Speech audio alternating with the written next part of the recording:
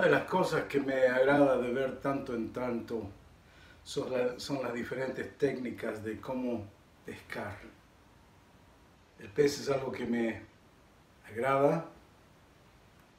El pez es algo que me apasiona cuando mi esposa dice, puede ser un pescado al horno, un salmón al horno. Y me intriga como tantas diferentes culturas el ser humano se ingenia en cómo atrapar, cómo pescar estos peces. De una u otra manera usted y yo tenemos que comprender el significado de la pesca y el mensaje de salvación. Porque en cierta manera Cristo nos llamó a usted, a mí, a ser justamente pescadores, pero pescadores de hombres. Tal cual como Él llamó a estos dos hermanos en el libro de Mateo, capítulo 4, versículo 18.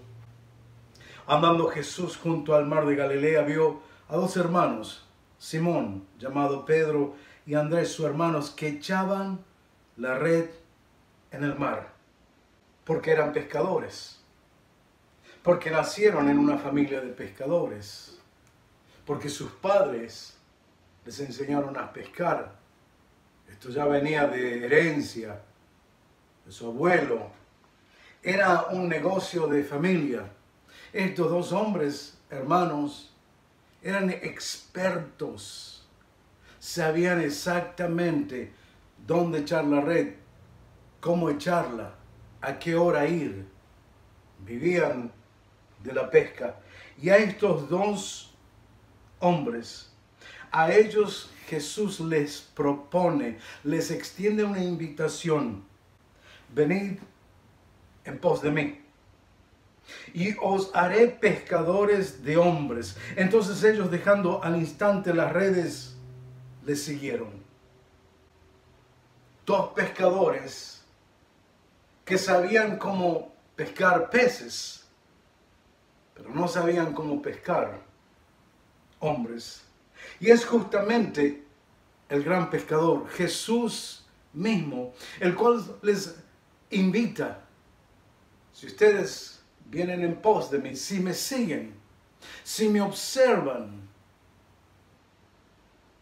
yo les voy a enseñar cómo pescar hombres. En el texto de Juan capítulo 4 vemos al gran pescador Jesús ir en pos de las almas de los hombres. Sale a pescar y quiere que sus discípulos, los hombres que les acompañaban, que ellos observen.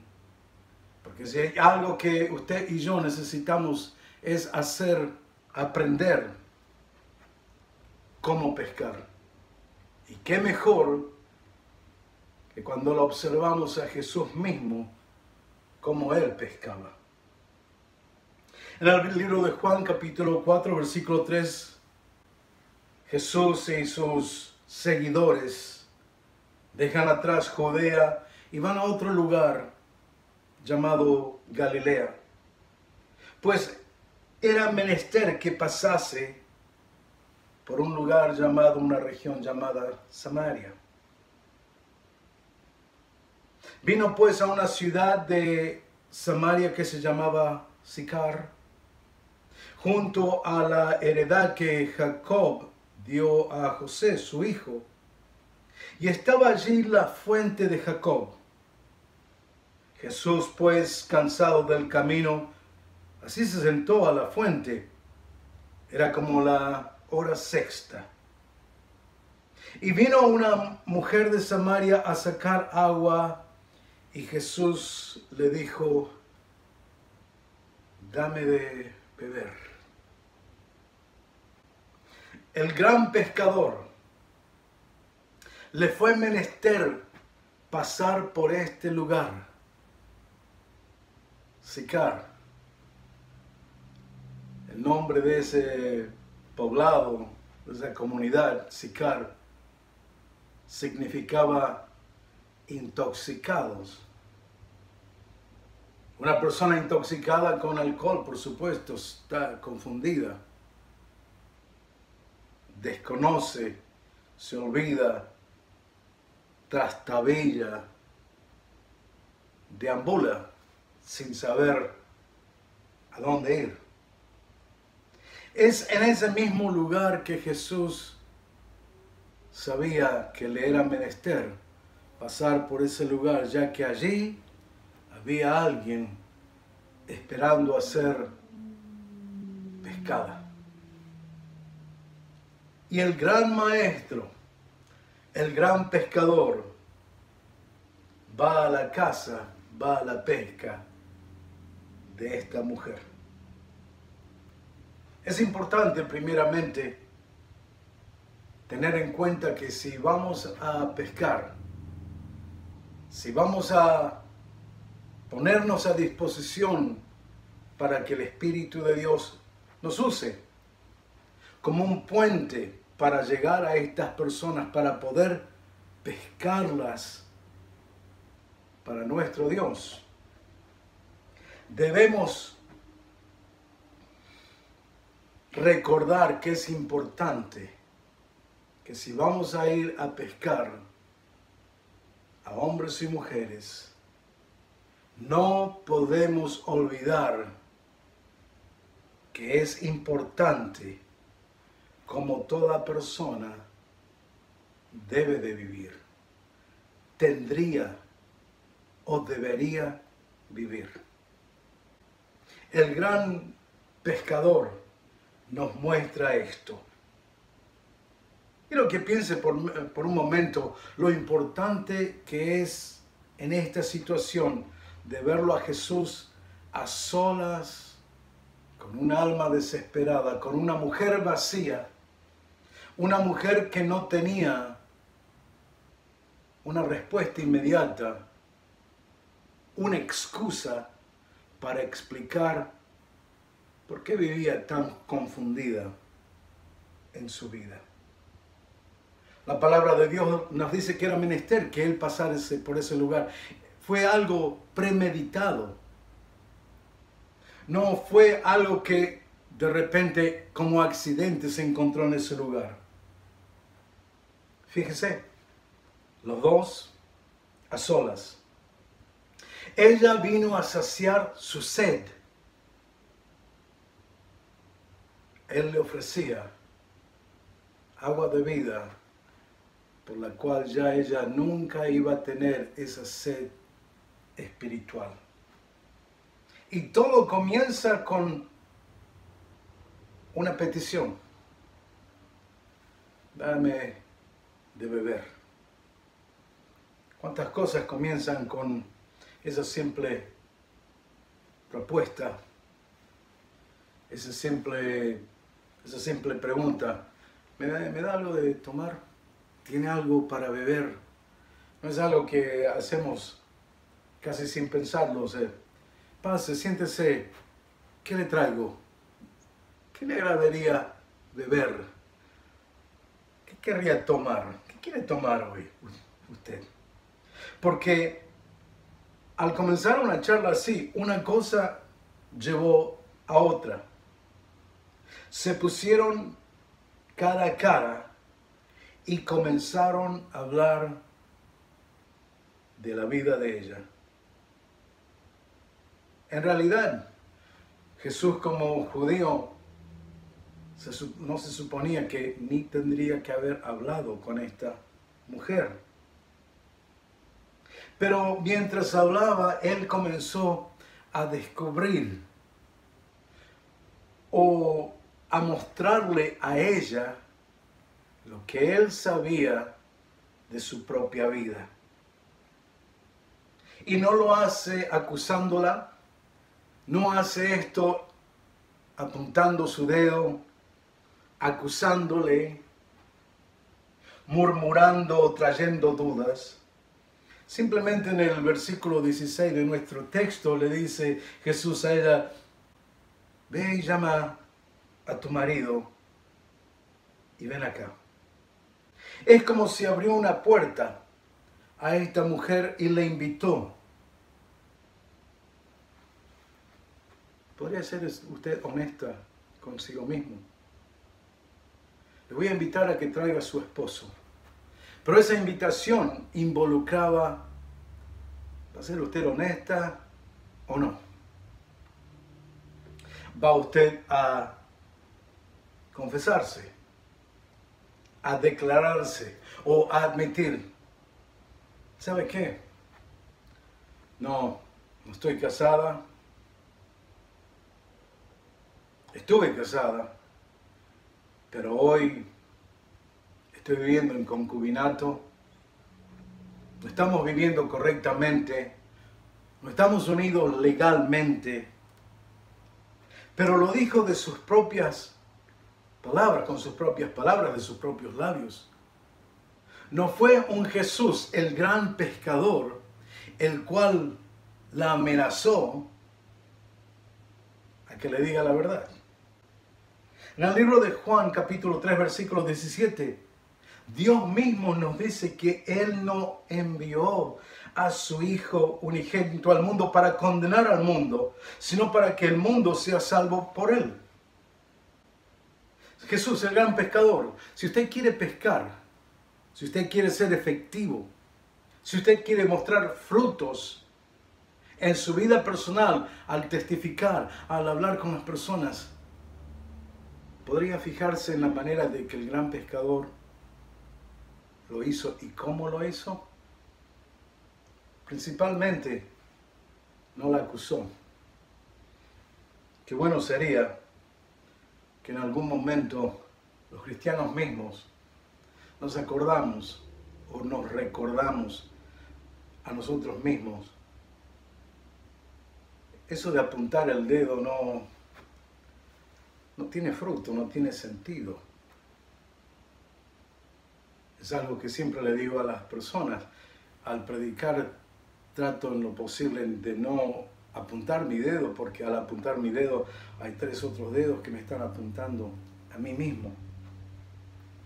Pero de la manera que lo hace, al llegar a ese lugar, simplemente le propone, ve y busca a tu marido. Fue la mujer la cual le dijo, no tengo marido. Fue una oportunidad para que esta persona piense, ¿qué hago? ¿Finjo? Le digo, sí, acá traigo a mi marido. Porque en algún momento el Evangelio lo va a poner a usted y a mí en una situación donde nos va a pedir, ¿qué vas a hacer con tu vida? ¿Vas a continuar golpeando tu cabeza contra el muro? ¿O vas a ser honesto por un momento y decir la verdad? Es Job, en el libro de Job, capítulo 5, versículo 13, el cual dice estas palabras. Hablando del Altísimo, es quien prende a los sabios en la misma astucia de ellos. Le abrió una puerta, le dio una oportunidad. Le estaba diciendo, es importante cómo vives. Es muy importante de la forma que estás viviendo. Si estás viviendo incorrectamente, entonces haz algo y deja que Dios te enseñe a vivir como es correcto. Deja que Dios te muestre de qué manera vivir correctamente. Isaías capítulo 55, versículo 6. Buscad a Jehová mientras pueda ser hallado. Llamadle en tanto que está cercano. Deje el impío su camino y el hombre inicuo sus pensamientos, y vuélvanse a Jehová, el cual tendrá de él misericordia, a nuestro Dios, al Dios nuestro, el cual será amplio en perdonar. Si hay algo que le puedo decir en este momento, qué gran beneficio es poder finalmente ser honestos, no solamente con Dios, pero con nosotros mismos. Reconocer, admitir, no estoy viviendo bien. Hay cosas que están fuera de lugar en mi vida. Pero qué gran noticia me está dando usted, predicador, de saber que hay un Dios, el cual es amplio en perdonar, el cual tendrá misericordia de mí. Esta mujer inmediatamente se confiesa: no tengo marido.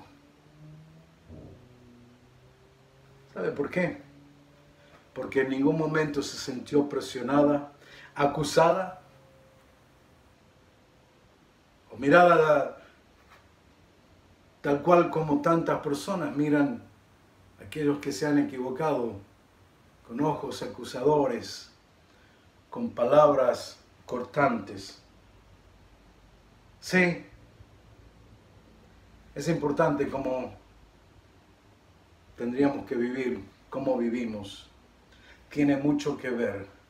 Si hay algo que siempre voy a aclarar cuando estoy testificando, no te estoy condenando, no te estoy acusando, simplemente te estoy diciendo que hay un Dios que sabe exactamente que el estilo de vida que estás acarreando con el tiempo va a traer un castigo sobre tu vida en este mundo y en la eternidad, una separación eterna con Él. Fue por eso que Jesús, en el libro de Juan capítulo 8, ve a esta mujer que la atraparon en su propia mentira, en su propio pecado.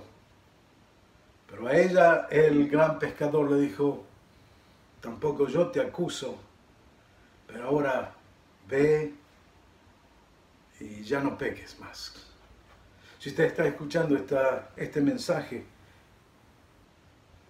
me permite que simplemente le diga estas palabras: usted está viviendo incorrectamente, está en pecado, está apartado, está tratando de imitar algo que Dios creó, como es la relación de matrimonio, matrimonio legal. Deje esas cosas atrás. Cambie su estilo de vida, porque eso es muy importante. De la forma que está viviendo va a dictar con el tiempo a dónde usted, a dónde yo estaremos en la eternidad. Mi segundo punto, quiero también referirme a algo muy importante en este mensaje, en esta palabra que Dios le trae a esta mujer samaritana. Tan importante es cómo vivimos, tan importante es a quién adoramos, a quién le damos la gloria, a quién hacemos responsables por nuestras bendiciones, a quién decimos: me contestó mis peticiones. He aquí una mujer que estaba viviendo de una manera muy incorrecta, y sin embargo, al sentirse un poquito atrapada, confesó de que no vivía correctamente en sus relaciones externas. E inmediatamente trató de hacer algo que muchas personas hacen cuando se sienten un poquito acorraladas. En ese momento, ella sacó esa carta que muchas personas acarrean aquí, escondida en la manga. La carta de religión, de creencia. Usted sabe cómo ella inmediatamente contestó. Se sintió atrapada. Se sintió bajo esta convicción cuando Jesús le había dicho: escúchame, yo sé que tuviste 5 matrimonios y aquel con que estás conviviendo no es tu marido. En eso has dicho verdad. Pero inmediatamente ella se muestra con un perfil religioso, como tantas personas les agrada ser. Personas que lo están viviendo correctamente, sin embargo, van a clamar, proclamar, admitir que tienen un vínculo religioso con alguna religión, una creencia personal. Sin embargo, sus vidas están tan apartadas de la verdad. Hay tantas personas que se consideran religiosas, pero su forma, su estilo de vivir, de expresarse, están tan apartados de la realidad. Es importante a quién adoramos. Importa mucho a quién levantamos nuestras manos. En ese momento esta mujer saca ese as de su manga y le dice en el versículo 19, Señor, me parece que tú eres un profeta. Se dio cuenta, este hombre sabe mucho de mí. E inmediatamente comienza a hablar de algo que muchas personas les agrada hablar, sin tener en cuenta la calidad de vida que estaba viviendo. Inmediatamente dice, nuestros padres adoraron en este monte, y vosotros decís que en Jerusalén es el lugar donde se debe adorar. ¿Sabe que Dios está en todas partes? Él es omnipresente, está en todos lugares, pero no ministra en todos lugares. No va a hablarnos en cualquier lugar donde nosotros dispongamos. Recuerdo que esa fue una de mis primeras experiencias hablando con el pastor Wyman Mitchell, cuando él nos incitó como jóvenes discípulos y nos invitó, encuentren a dónde Dios vive y quédense allí.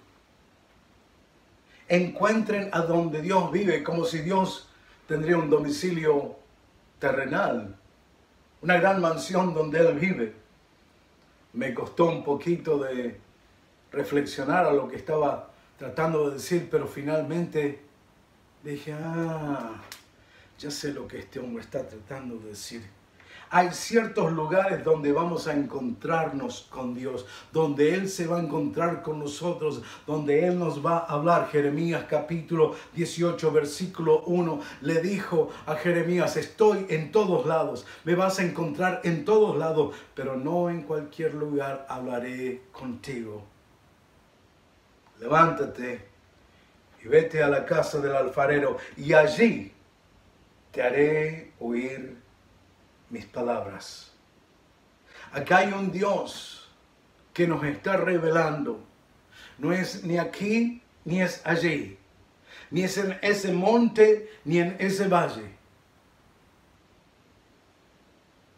Pero hay un lugar donde Dios va a hablar con su vida, y le animo, venga a la casa del alfarero, vaya a la casa del alfarero. Dios va a hablar a su vida a través de ese púlpito, a través de ese ministro, a través de ese mensaje, a través de esa reflexión. Dios va a hablar a su vida. Pues es importante en quién creemos, a quién seguimos, en quién vamos en pos, quién habla a nuestras vidas y dónde nos va a hablar. En el versículo 23, Jesús le dice, mujer, ni es aquí, ni es allí, ni en el monte, ni en Jerusalén. Versículo 23, mas la hora viene ya, ahora es cuando los verdaderos adoradores adorarán al Padre en espíritu y en verdad, porque también el Padre tales adoradores busca que le adoren. Dios es espíritu, y los que le adoran en espíritu y en verdad, es necesario que le adoren. En ningún momento el gran pescador se burló de sus creencias. En ningún momento Jesús se burló en ese lugar, en ese monte, simplemente le proclamó la verdad. Seamos sabios si queremos pescar. Es importante cómo vamos a vivir nuestra vida. También es importante a quién adoramos. Pero no hay necesidad de burlarse de las creencias, de una religión, de una convicción que muchas personas crecieron con ello. Más vale, y le aconsejo, predíquele la verdad y no se estanque en lo que es las discusiones que no llevan a nada, especialmente las discusiones sobre religiones. Finalmente quiero dejarlos con este mensaje, mi último punto. Si es importante cómo vivimos y si es importante a quién adoramos, también es muy importante qué es lo que usted y yo vamos a hacer con el mensaje del Evangelio. ¿Qué vamos a hacer con este mensaje, con esta revelación que se nos entregó?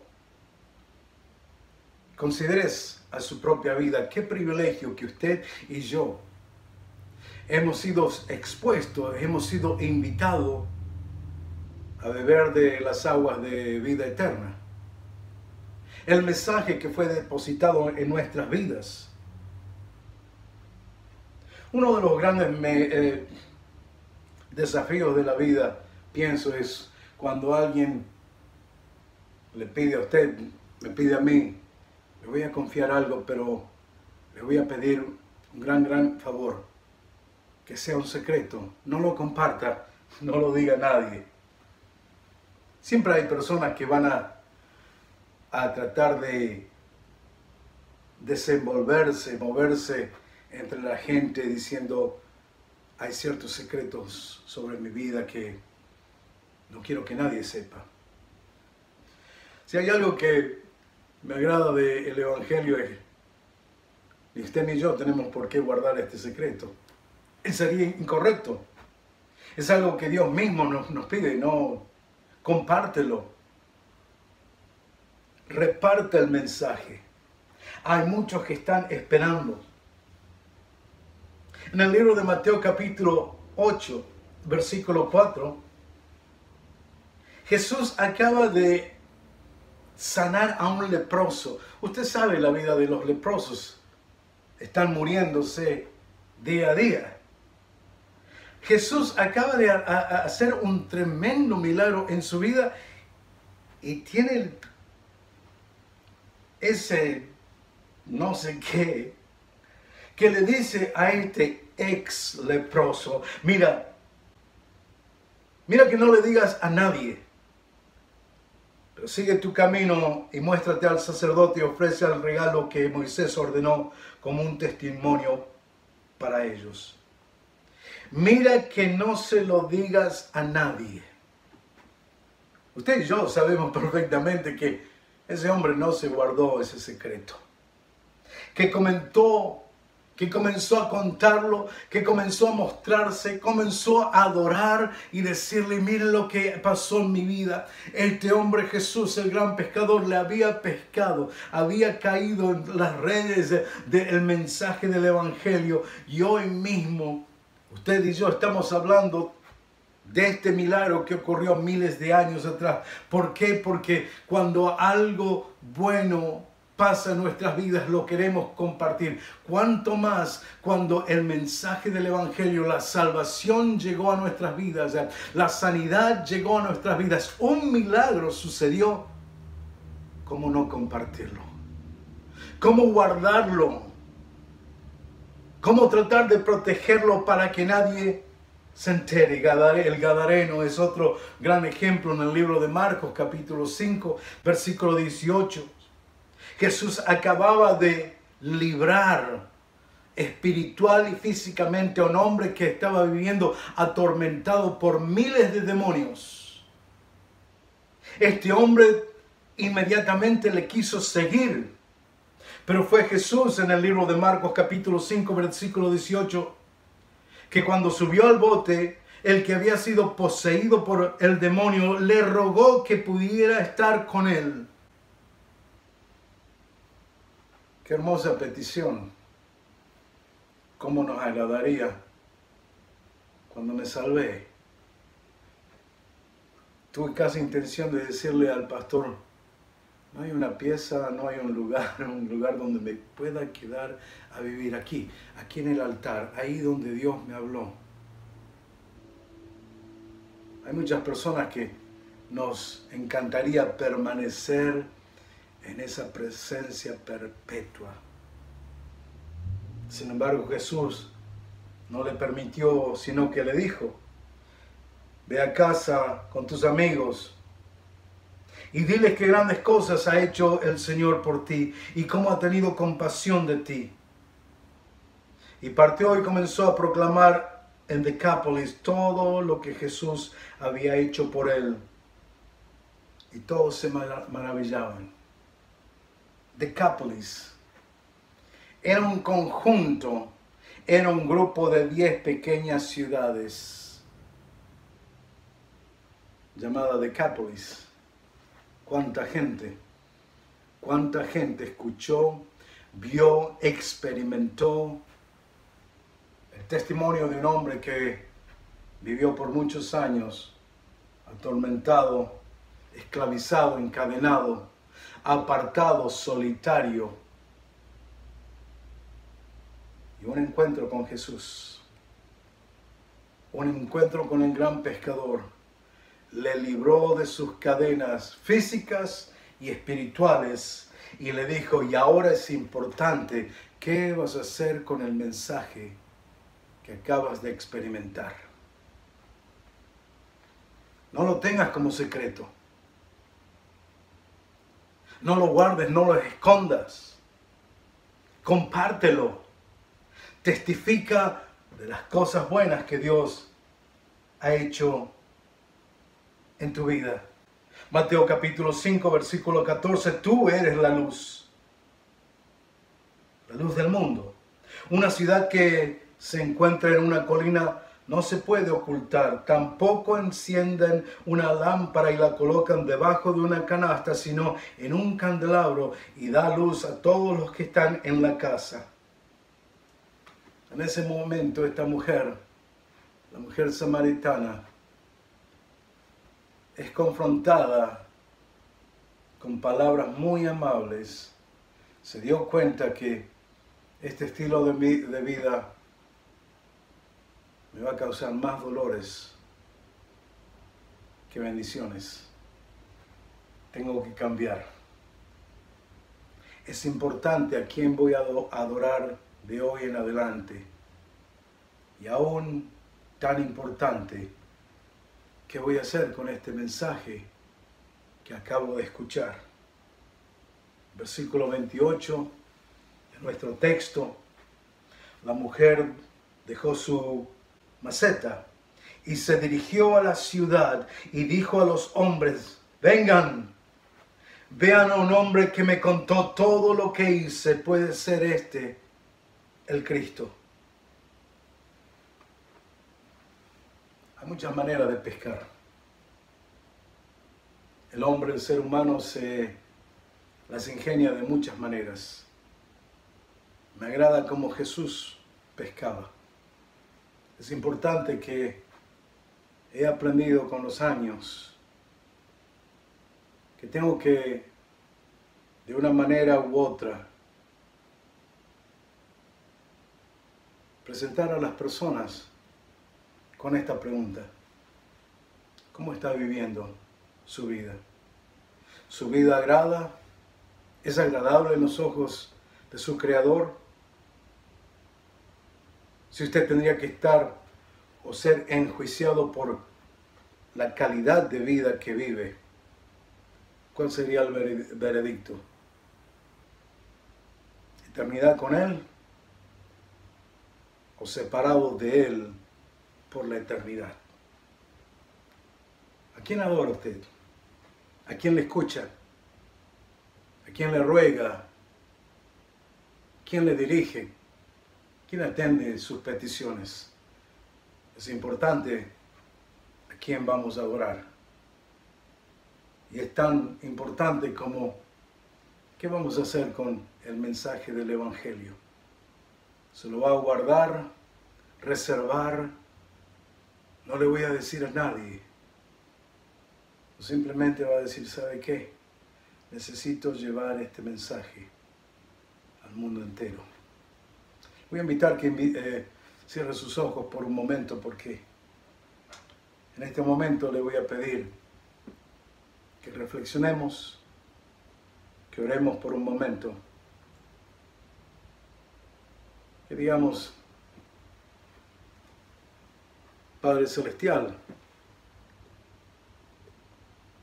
vengo a tu presencia, pecador soy, estoy viviendo incorrectamente, no sé en quién creer, no sé a quién adorar,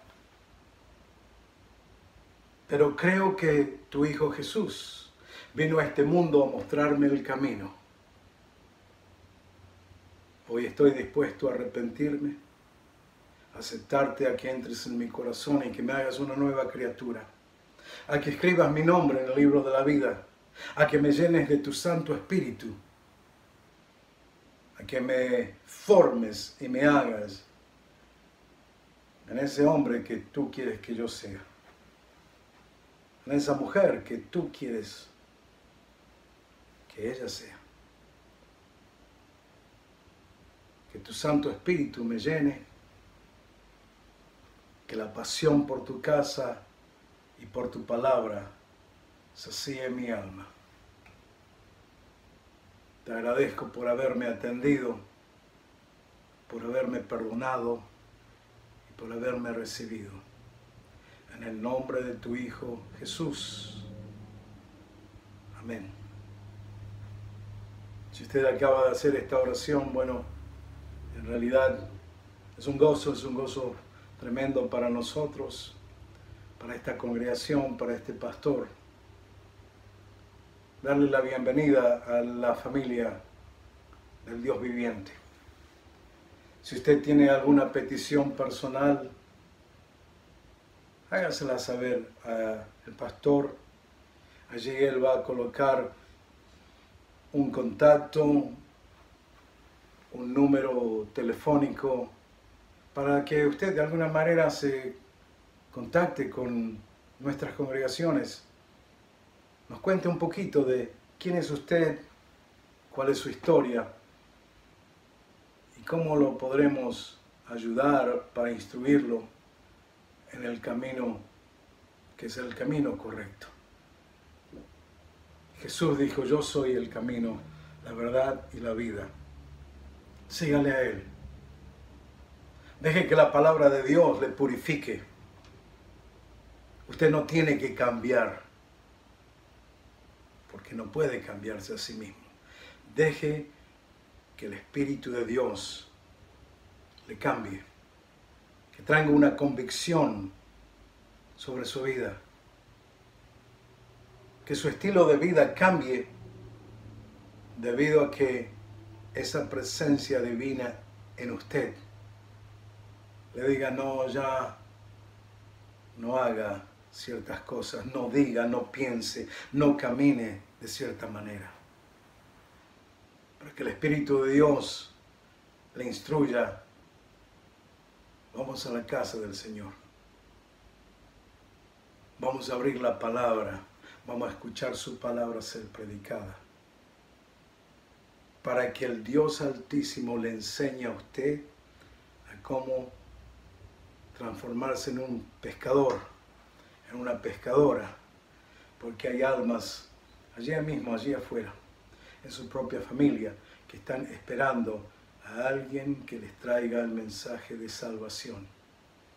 Tal cual como usted lo recibió en esta tarde, tal cual como yo lo recibí en esa noche.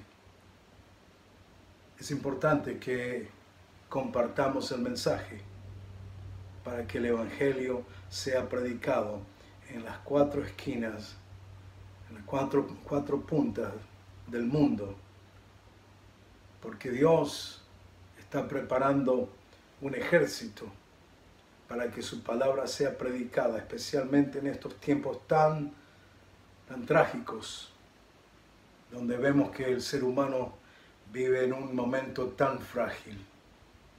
Si en este momento usted está necesitando de una oración, de una bendición sobre su hogar, sobre sus hijos, permítame que oremos antes de despedirnos.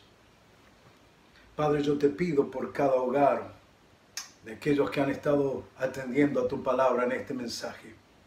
Te pido por estas familias, Señor, que tú los cobijes bajo tus alas, que tu Santo Espíritu, Señor, los rodee, que haya, Señor, una protección celestial sobre sus vidas, que tú, Señor, sanes toda pestilencia, toda enfermedad, que tú quites el dolor, Señor, y la congoja, y que lo reemplazcas con la presencia de tu Santo Espíritu en la vida de tu pueblo. En el nombre de tu Hijo Jesús te pedimos todas estas cosas. Interferimos por tu pueblo. En el nombre de Jesús. Amén. Y amén.